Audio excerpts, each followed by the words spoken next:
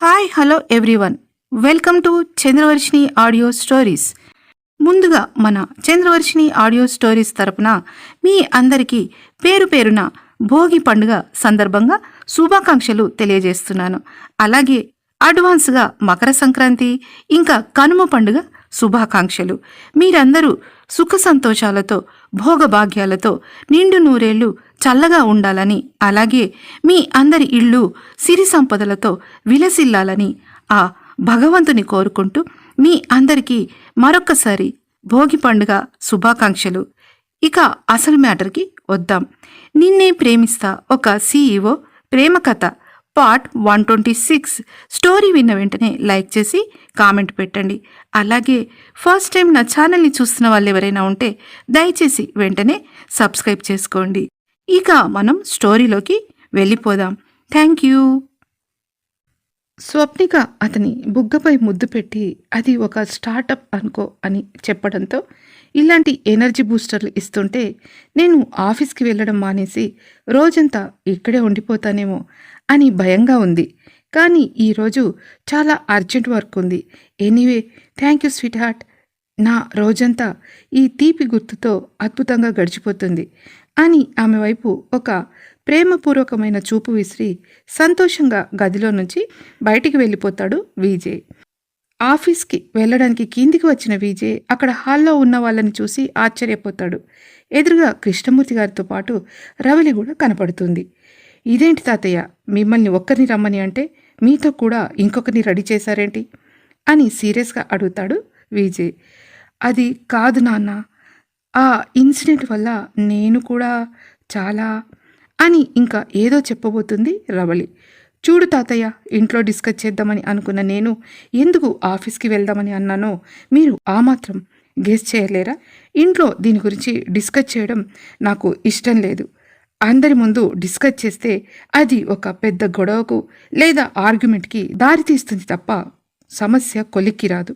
అందుకని నేను ఖచ్చితంగా ఆఫీస్లోనే దీని గురించి మాట్లాడతాను అంతే అని తల్లి అన్న ఫీలింగ్ చూపించకుండా కనీసం రవళి వైపు కన్నెత్తి కూడా చూడకుండా కఠినంగా అంటాడు విజయ్.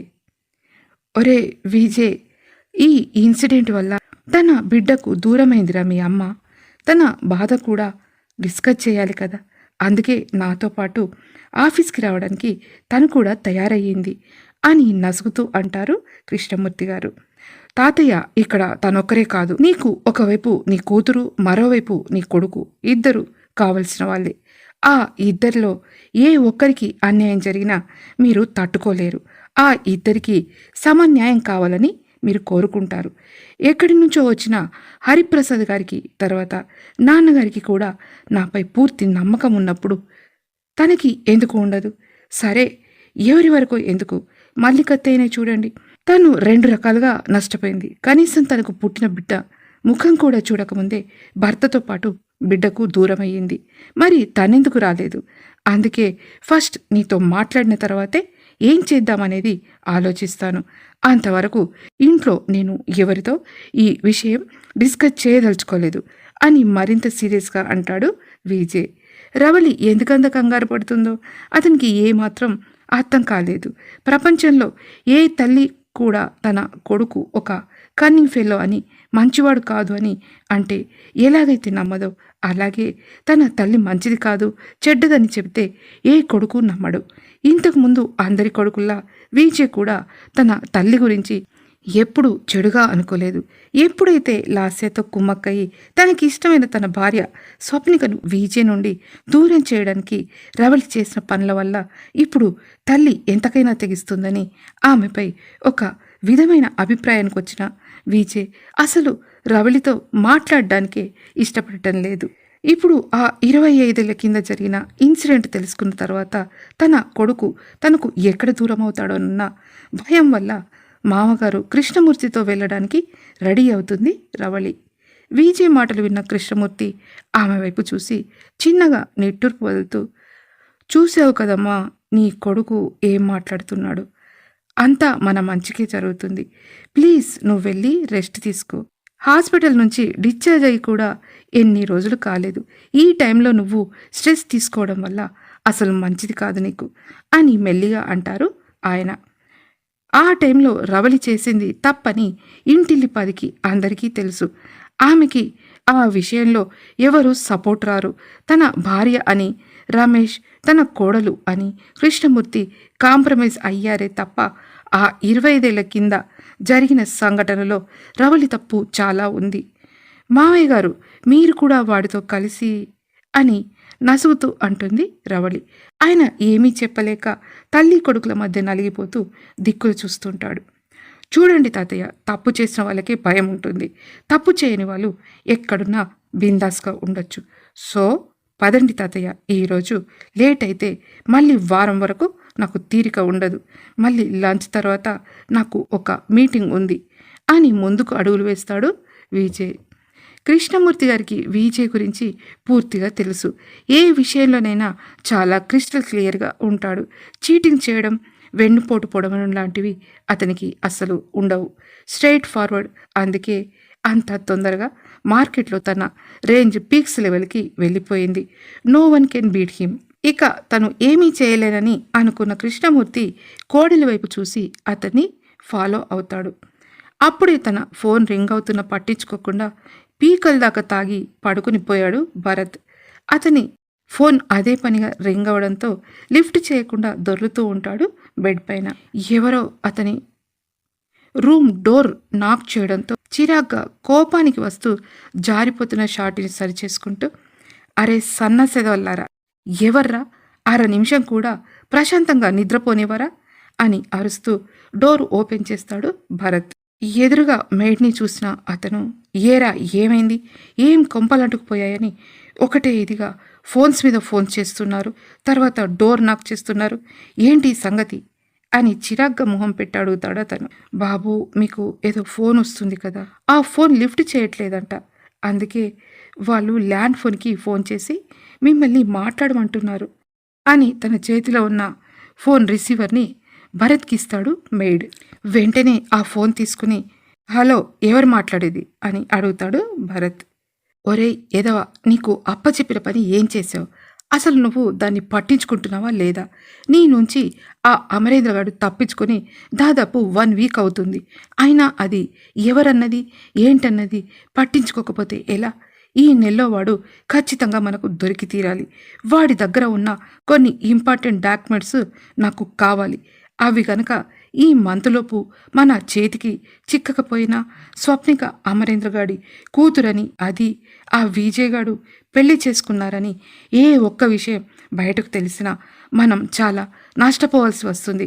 వినపడుతుందా అని గట్టిగా అరుస్తూ అంటాడు అటువైపు భరత్ అన్నయ్య ఉత్తేజ్. ఒక్కసారిగా ఆశ్చర్యపోయిన భరత్, అయ్యో అన్నయ్య నువ్వా అని రాత్రి తాగిన మత్తు ఒక్కసారిగా దిగిపోవడంతో ఎలర్టైన భరత్, చూస్తున్నాను అన్నయ్య, కానీ ఆ ముసలాన్ని ఆ విజయగాడు ఎక్కడికి తీసుకెళ్లాడో తెలియటం లేదు అని నసుగుతూ అంటాడు భరత్. అది సరే, వాడు ఇష్టపడి పెళ్లి చేసుకున్న స్వప్నికకు ఫాదర్ అన్న ఇంటెన్షన్తో ఆ అమరేందర్ని తీసుకెళ్లాడా, లేక ఆ డాక్యుమెంట్స్ గురించి వాడికి ఏమైనా తెలుసా? తెలిసే ఆ స్వప్నికను పెళ్లి చేసుకున్నాడా అని అడుగుతాడు ఉత్తేజ్. ఛా అన్నయ్య, ఆ విజయగాడెక్కడ, స్వప్నిక ఎక్కడ? వీళ్ళిద్దరూ ఎక్కడో స్టేట్స్లో MBA చేసినప్పుడు లవ్ చేసుకున్నారంట. ఈ డాక్యుమెంట్స్ గురించి వాడికేం తెలియదు అని తేల్చేస్తాడు భరత్. అది నిజమేలే, మనకే 4 ఏళ్ల కింద మన లాయర్ ద్వారా తెలిసింది. అందుకేగా ఆ జ్యోతిక వెంట పడ్డావు నువ్వు. అదేమో పారిపోయి ఇంకెవరినో పెళ్లి చేసుకుంది.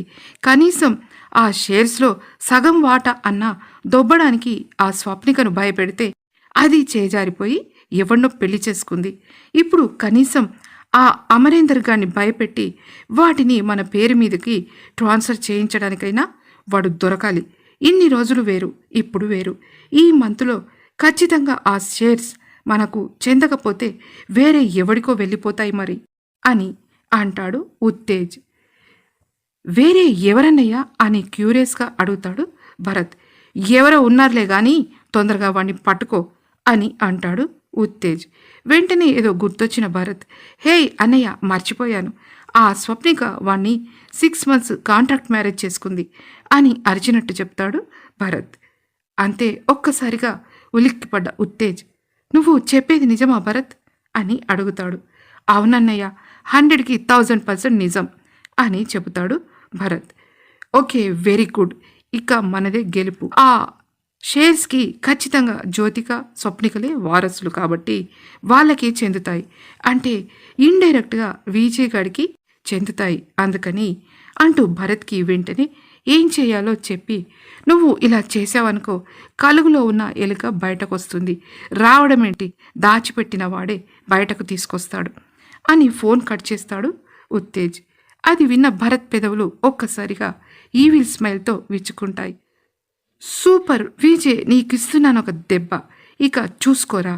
ఆఫ్టర్ 6 months స్వప్నిక పాప నాదే, దాని అబ్బ సంపాదించిన షేర్స్ కూడా నావే అని కూనిరాగాలు తీస్తూ కొత్త ఉత్సాహంతో వాష్రూంలోకి దూరుతాడు భరత్. ఇక్కడ ఇంట్లో మిర్రర్ ముందు నిలబడి ఆలోచిస్తున్న స్వప్నికకు ఒక్కసారిగా మైండ్లో పెద్ద సునామీ వచ్చినంత పనవుతుంది. అంటే కొంపదీసి నాన్న ఇన్వెస్ట్ చేసిన షేర్స్ గురించి భరత్కి తెలుసా? అందుకే అక్క వెంట 3 ఏళ్ళు ప్రేమిస్తున్నానని తిరిగాడా? అక్క పారిపోవడంతో నాన్నను బెదిరించి నన్ను పెళ్లి చేసుకోవాలని అనుకున్నాడా? అది నచ్చని నాన్న తనకేమైనా పర్వాలేదని అక్కడి నుండి నన్ను పారిపోమని పంపించాడా? ఇప్పుడు 25 years అయింది. ఇంకా తను కూడా విజయ్ని పెళ్లి చేసుకుంది కాబట్టి ఆ భరత్ మనుషులు నాన్న కోసం ఖచ్చితంగా గాలిస్తారు అని మైండ్లో ఆలోచన రావడం ఆలస్యం. వెంటనే విజయ్కి ఫోన్ చేస్తుంది స్వప్నిక. అతని ఫోన్ నాట్ రీచబుల్ అని వస్తుంది. రవిచంద్ర మ్యాన్షన్ ఊరికి కొంచెం దూరం ఉండటం వల్ల మధ్యదారిలో అప్పుడప్పుడు సిగ్నల్స్ పనిచేయవు. అయ్యో, ఇప్పుడెలా? నాన్నగారికి సెక్యూరిటీ పెంచమని చెప్పాలి అని మళ్ళీ ఫోన్ చేస్తుంది. కానీ నో యూజ్. దాంతో స్వప్నిక ఫాస్ట్గా తన కారు కీస్ తీసుకుని కిందికి వెళ్తుంది. అదే హాల్లో తనని అవమానించి ఆఫీస్కి వెళ్ళిపోయిన కొడుకుపై కారాలు మిరియాలు నూరుతున్న రవలికి స్వప్నిక హడావుడిగా రావడం చూస్తుంది. ఏవమ్మా CEO, ఇంట్లో పని ఎక్కడిదక్కడ వదిలిపెట్టి ఎక్కడికి ప్రయాణం అని వెటకారంగా అంటుంది. సారీ అత్తయ్య, అర్జెంటుగా విజయ్తో మాట్లాడాలి, ఫోన్ కలవడం లేదు అని కంగారుగా అంటుంది స్వప్నిక. అవసరం లేదు, ఇక్కడ నీ పని పూర్తయ్యాకే ఆఫీస్కి వెళ్ళు, అంతేగాని పని వదిలిపెట్టి వెళ్ళాల్సిన అవసరం లేదిక్కడ అని కర్కశంగా అంటుంది రవళి. స్వప్నిక ఎటూ తేల్చుకోలేకపోతుంది. దీనివల్లే కదా తన కొడుకు దృష్టిలో విలన్ అయ్యింది. వాడి సుఖం కోసమే కదా తను ఇంత చేసేది. ఏమీ దిక్కులేని దాన్ని తన కొంపకు కోడలిగా తీసుకొచ్చాడు వాడు. దీని వాలకం చూస్తుంటే దీనికి చాలా అర్జెంట్ పనేదో పడుంటుంది. ఇదే ఛాన్స్, నీ సంగతి తెలుస్తా నాగు అని మనసులో అనుకున్న రవళి, అయితే ఒక పని చేయి, నాతో ఛాలెంజ్ ఓడిపోయానని ఒప్పుకో, పేపర్స్ మీద రాసిచ్చి ఆఫీస్కి వెళ్ళు అని ఒక కన్నింగ్ స్మైల్ ఇస్తూ అంటుంది రవళి. ఆమె అలా అంటుందని కానీ రవళిలో ఇంత విలనిజం ఉంటుందని కానీ ఊహించని స్వప్నిక ఒక్కసారిగా షాక్ అవుతుంది. ఇంతలో హాల్లో ఎవరో క్లాప్స్ కొడుతున్న సౌండ్ వినిపించడంతో తలెత్తి చూసిన రవళి కంగారుగా నువ్వా అని అంటుంది. ఇంతకీ భరత్ ఆశ నెరవేరుతుందా? విజయ్ స్వప్నికల కాంట్రాక్ట్ మ్యారేజ్ వల్ల వస్తున్న ప్రాబ్లమ్స్కి ఎలా సొల్యూషన్ దొరుకుతుంది? భరత్ అండ్ ఉత్తేజ్కి అమరేందర్ భార్య తరపు వాళ్ళు విజయ్ ఫ్యామిలీయే అని ఎప్పుడు తెలుస్తుంది? అసలు ఆ 25 years కింద ఏం జరిగింది? ఆ క్లాప్స్ కొట్టింది ఎవరు? రవళి ఎందుకంత షాక్ అయింది? తెలుసుకోవడానికి తర్వాతి పార్ట్ వినండి. విన్న వెంటనే లైక్ చేసి కామెంట్ పెట్టండి. అలాగే ఫస్ట్ టైం నా ఛానల్ని చూస్తున్న వాళ్ళు ఎవరైనా ఉంటే దయచేసి వెంటనే సబ్స్క్రైబ్ చేసుకోండి. Thank you.